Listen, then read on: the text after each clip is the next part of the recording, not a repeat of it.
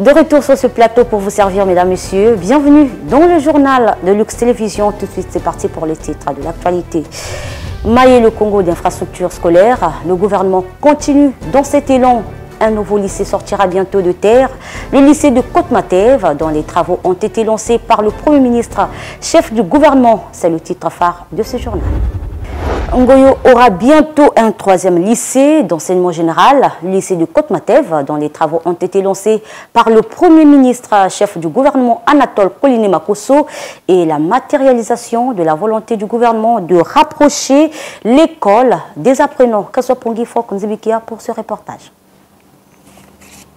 C'est ce joyau qui sortira bientôt des terres, le lycée de Côte-Matève, dont la première pierre est posée par le Premier ministre, chef du gouvernement Anatole Koliné-Makosso, va être construit sur une superficie de 6750 mètres carrés pour 15 salles, un laboratoire, des bureaux modernes et bien d'autres. Ce lycée sera composé d'un premier bâtiment, R+1, c'est-à-dire un bâtiment à un étage, de dimension 49,70 mètres x 9,30 mètres, soit 462,21 mètres carrés, composé de 10 salles de classe, dont 5 au rez-de-chaussée et 5 à l'étage. D'un deuxième bâtiment, R+1, donc à un niveau, de dimension 34,45 mètres x 9,30 mètres, soit 320,39 mètres carrés, ayant au rez-de-chaussée 2 salles de classe, plus un laboratoire pédagogique et 3 salles de classe à l'étage. Après sa construction, Ngoyo comptera désormais 3 lycées d'enseignement général.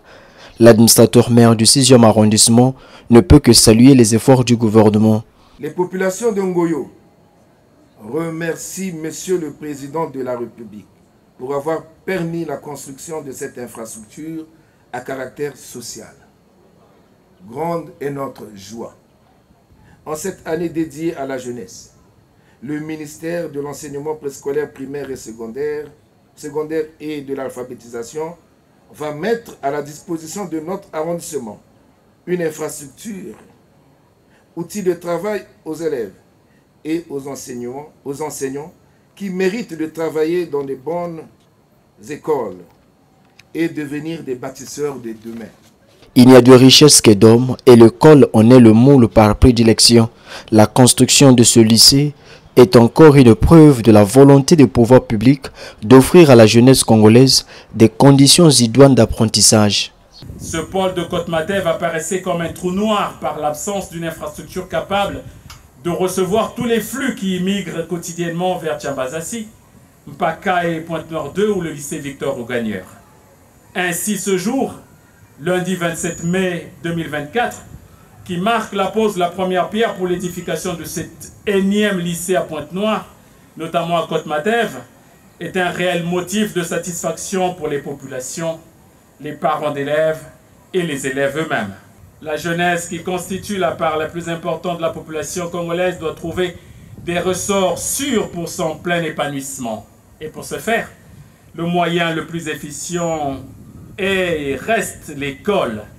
L'école, celle de la République.